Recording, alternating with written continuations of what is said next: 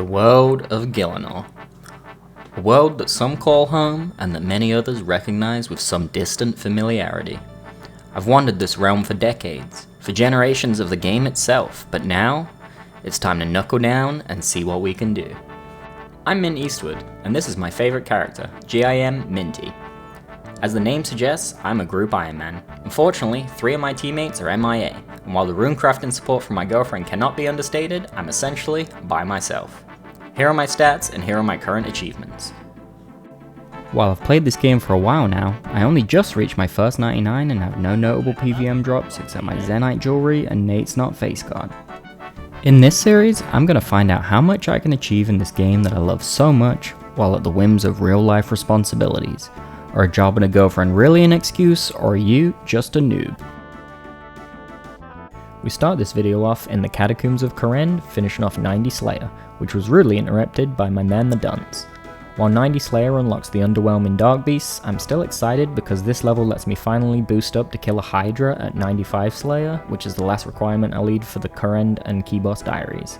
After killing my first Hydra outside of a League's format, I nipped around the rest of the continent and finished my 5th Elite Diary of 12 and snagged the best in slot Blessing. I do also think it's worth mentioning that almost immediately after getting this Blessing, I managed to lose it somehow. I spent about 15 minutes looking for it, only to find out that it can be stored in the tackle box, which was something I was not aware of prior. So if you're ever missing your Blessing and can't seem to find it, go ahead and look in your tackle box and you might find it in there, but this was a weird one that fucked me up for like a good minute, so good fight me. Then I headed over to a Slayer Master and got myself a Kraken task. I quite like Kraken as it's a long AFK boss with a pet I wouldn't mind picking up. After a few kills, I realize I'm still missing the Endurance CAs, so I switch over to my Karils and Ancients to pick these up during my task. If you've had any trouble with these CAs, then there are a few things to bear in mind. First, the Kraken attacks with typeless damage, meaning trying to protect against its attacks is futile, but they are magic based, so your best mage defense gear is your best choice. Another tip that might help you get these CAs is that you can actually cast blood spells on the undisturbed whirlpools, meaning you can fully heal on the Kraken between each kill without having to take any damage in the interim. Keeping these tips in mind, 50 kills later we were able to pick up that first CA, and another 50 kills after that we were able to pick up the second, no problem. In true YouTuber fashion, I missed the clip indoctrinating me to the platform, but we did get them finished with no casualties. Just a few kills later, we were surprised with a full Trident of the Seas drop, which I didn't even realize I didn't have yet, meaning all we need is the pet to finish off the collection log here, as I did get the jar early on. Now, while I work on the 2024 Halloween event in the background, I think it's time we get into the goals of the series. First things first, the very long-term goals. Unsurprisingly, my main goals are the Cape Trifecta, the Max Cape, the Infernal Cape, and the Designer's Quiver. These are obviously pretty long-term goals, especially once my skill level becomes apparent, so there will be a number of stepping stones to get to these. To break these up into manageable steps, we will start off with some smaller goals that I see as more doable right now, as well as the most useful, namely the Achievement Diary Music Capes and the Bofa.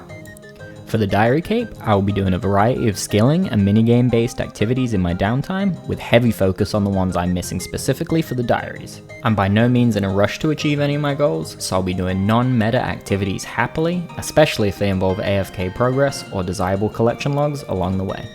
Some examples of these auxiliary goals are getting a second Pharaoh's Scepter while training my Thieving, working on the Temporo Slug for fishing, and getting the Cerberus and Tormented Demon drops while training Slayer. It's worth noting, I will be boosting for any of these activities I can, whenever reasonable, and completing most of the clues I can grab along the way. Now for the PVM focus. We will be working on my long-term nemesis, the Corrupted Gauntlet. I know this is a record that is wearing from overplay, but I truly hate this place. While I don't have a huge KC, my progress has felt trapped by this place for well over a year now. My best in slot range is still a rune crossbow moving close to 99 range. That's whack and needs to be corrected. With my hatred and lack of patience with this place, it will likely be slow progress, but this series is my vow to finish this and step up to move on to big boy PVM. My final current focus will be on yet another set of capes that will just generally improve my quality of life in this game. Anyone who plays this game may know what I'm referring to, and that is of course the Construction Cape and the Farming Cape? Yeah, Farming Cape. My personal philosophy is that while the Crafting Cape is great, it takes way more time out of doing other activities, while farming is massively useful and relatively passive. Not to mention the lack of crafting utility once your torture is completed, and if you didn't know, the farming cape teleport is the same distance to a bank, pretty much, and includes the seed vault for depositing during Slayer, etc. I'll be holding off on the construction cape until I have the farming cape first, as the farming cape will make plank making trips a lot faster and less click intensive. All that ranting aside, what are we actually doing right now?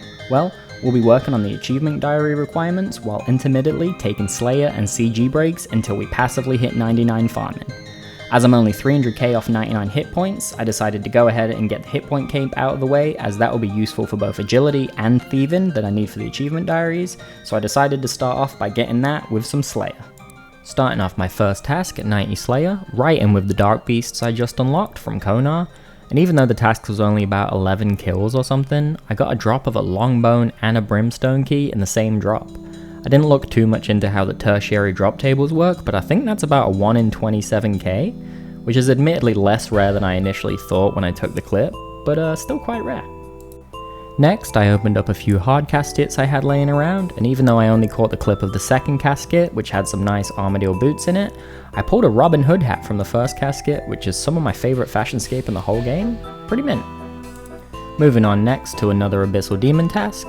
I always take these tasks even though I haven't started on the Abyssal Sire yet, because they're really nice XP, and keeping up the whips for the Kraken tentacles like the one I just got here is a real nice bonus too. This next clip here has some live commentary, and I apologize in advance for the audio quality. I was, and still am, figuring stuff out with my audio and video settings, but I think the live commentary really is necessary for this one. Collection log slots completed. Oh my god! Oh my fucking god! It actually happened! I actually just got the fucking imbued heart, dude. Holy shit, pick that thing up, dude! Oh my god, oh my god, oh my god. I've just got the fucking imbued heart, dude. On my iron. Oh my god.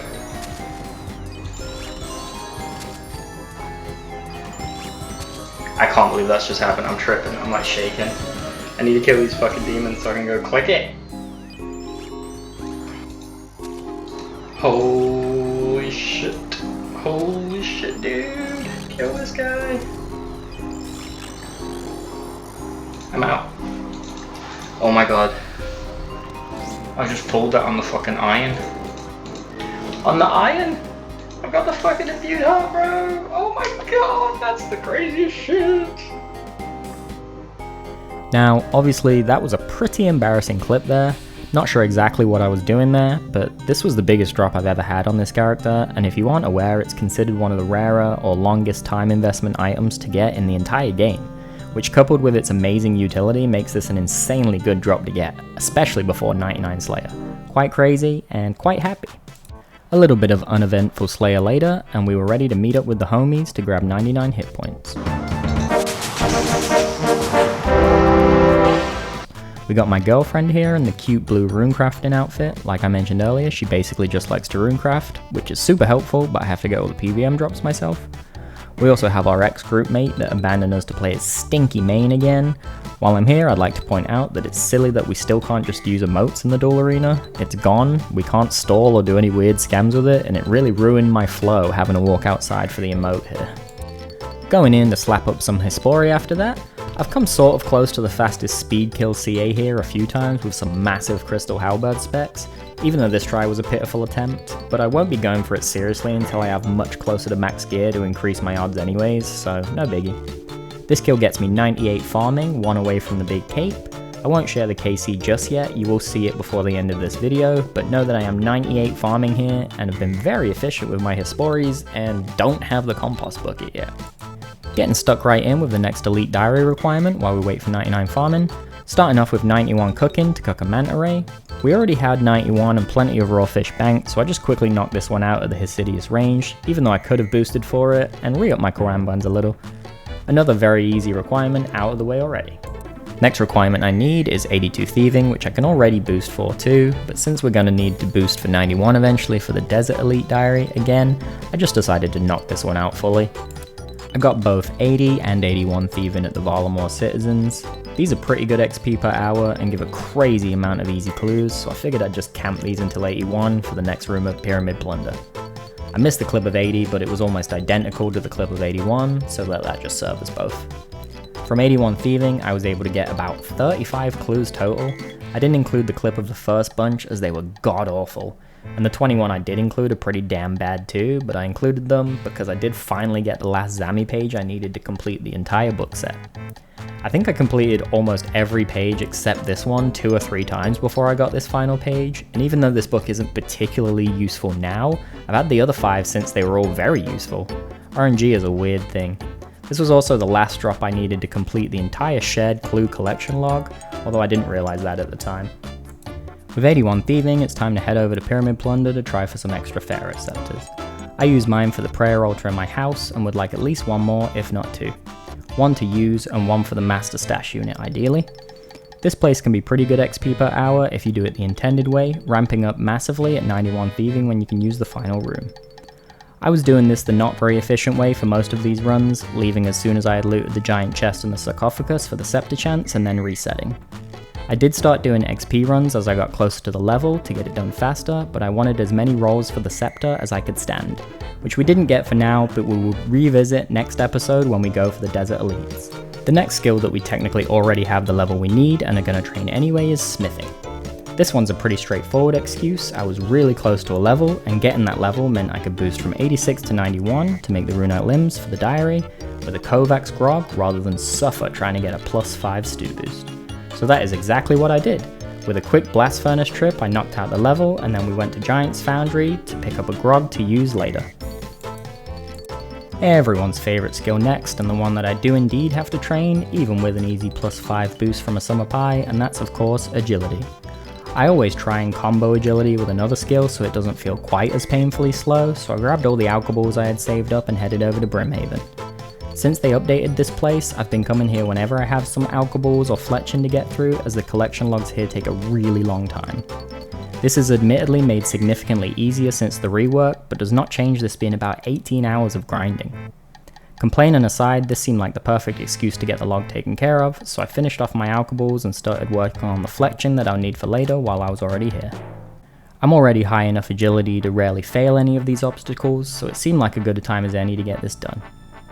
You need a total of 1,050 Brimhaven tickets to complete the collection log here, with the navy blue graceful and the pirate's hook for a whopping 850 tickets. The hook is up there with the longer grinds for pointless items in the glove slot, so I gotta have it. Plus, there's something cool you can do with it that you may have already seen, but we will be doing later in the video once we get our hands on it. Pun intended. About an hour into the grind here, we pick up 82 agility.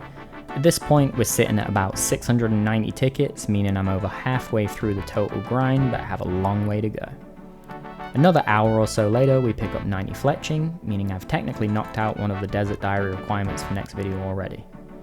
I'll probably still train it a bit before then, as I'd rather avoid having to go for a +5 boost if I can help it, as you might have noticed, but also because fletching specifically can be done almost anywhere. Now, I was making sure to do my farm runs on time whenever I was working on the agility to push towards the big 9-9, and it occurred to me that I still don't have the auto weed function from the Tithe farm, and was cutting it very close for having enough tree seeds to get this done on time, so I figured I'd give myself a little XP injection while picking up the auto weed function and completely finish off Tithe farm. It only took me about 45 minutes, not trying very hard at all, and means I can finally alcohol my rakes forever. Hitting 1k Brimhaven tickets here, meaning less than an hour until I'm finally done. I've run out of fletching supplies at this point, so I'm just carrying birdhouse run supplies and waiting for death's sweet release. Wrapping up the last ticket here after about 1 billion or so hours of this shite. I didn't even get 83 agility from this grind, although I sorta did because I'm pretty sure this is enough tickets for a level and some change. Before I claim my well-earned collection logs, I have to de-Volamore my Graceful in the Shazian region. This NPC can painstakingly slowly remove or change the colours from your Graceful, in case you didn't know. Not too bothered about trying to get an extra set of Graceful to dye blue, as I don't much care for this Volamore style to begin with. Back to Brimhaven one last time to claim my 7 collection logs, as well as the expected 83 agility. If we whip over to Mosler Harmless with our Book of Piracy real quick, we can combine this new hook with a crab claw at this NPC for one of the more memey glove sets added to the collection. The upside is, now that we're done with that, we can finally move on to doing some faster agility. What the fuck is this? Yeah, so remember when I said I'd be going for collection logs? Well, once I get 92 agility, I'm going to be committing myself to trying to finish the sepulchre. That thing. So I want to have these monkeys out of the way long before that, so I can build up a cushion of marks of grace to make sure the stems don't ever stop flowing, and potentially for an extra set of graceful for the black dye. There are 6 collection logs to be snagged here, the most prestigious of which being the princely Awogwe monkey. The Cape slot is indeed inundated with prestige, but I'm a personal fan of the monkeys on occasion, and I rock them on the main often. I won't be claiming any of these collection logs until I have all 6, as you can delay them as long as you don't actually transform the monkey. Anyway, here we are with 84 agility, with 1 level left to go. On what should have been my last farm run, my maple tree died, and resurrect crops failed, at 98 farming. So that's pretty on brand there, yep. Luckily we can fall back on old reliable Hisor to finish off that level. And spoiler alert, this still won't be the bottomless compost bucket. We finish off 99 farming with the bittersweet KC of 118 without the bucket, meaning almost 3.5 times the drop rate dry. Not to dwell too long though, as this is the third 99 for the episode already, and as I said earlier, this is one of my favourite capes to use for quite a while, and it doesn't look too bad at all either. Kinda mid's a moat, but aren't they all? Back to the monkey course again now, coming in with 1k laps, which gets me the monkey skeleton backpack, which again, we aren't going to transform right now or get the collection log, but we will one day. And no more unlocks to be earned before finally getting 85 agility, about 200 or so laps later. This means we can finally use the summer pie to boost up and complete the entire RD Elite Diary, so that's what we're going to go ahead and do. Now of course this means I had to endure an entire game of fishing trawler for a raw manta ray, which I got cooked up down the road for the first diary task. Then I ran down to Yanil and failed to pick lock a door about 50 times before turning right back around and leaving again for some reason. Then I drank a beer and made 2/3 of a crossbow. Next, I definitely didn't run around Yanil looking for a spinning wheel for about 10 minutes and came straight to Witch Haven to make the crossbow string with some tree roots, finishing the third of the crossbow and another diary task. Swinging back over to RD, I settled the beer from earlier with an entire half of a pie and did some parkour to work off the calories for the penultimate diary requirement. I guess the beer hit me harder than I thought because then I pickpocketed a down hero, which I had to cut for my own prosperity. Or a plugin opened and cut my recorder, I forget which. And after terrorizing the locals on a bender, the local drunk 2 pints hooks me up with the fancy purple cape. This brings our kill count for the episode to 3 99s, 2 elite diaries, and a 100ml purple sack. Alright guys, that's pretty much going to do it for this first video here. I'm pretty happy with everything I managed to achieve, and I'm even more happy I got this all edited together before League starts. Unfortunately, there won't be another video on this character until after Leagues, but I wanted to try and get this out first so I could remember what happened rather than waiting 8 weeks of Leagues and trying to recollect things after. I will be uploading my Leagues progress and aiming for Dragon rank, but those videos will be significantly less edited, basically just cut together, as my time will mostly go to the League itself. If anyone was curious, my planned Leagues build is going to be Tyranwin, Wilderness, and Zaya, and you'll have to wait for the videos to see what my relics and masteries will be. I have a plan in mind, but I don't want to commit to anything until I've seen the task distributions. This was my first attempt to edit in a YouTube video, and although there was obvious issues with video and audio settings at points, I think I'm starting to get them under control, and I'm overall pretty happy with the result. Let me know how you feel about the pacing and style of the video, or if there's anything specific you want to see from this game. If you made it this far, I appreciate you sticking around, and I hope to see you in Leagues.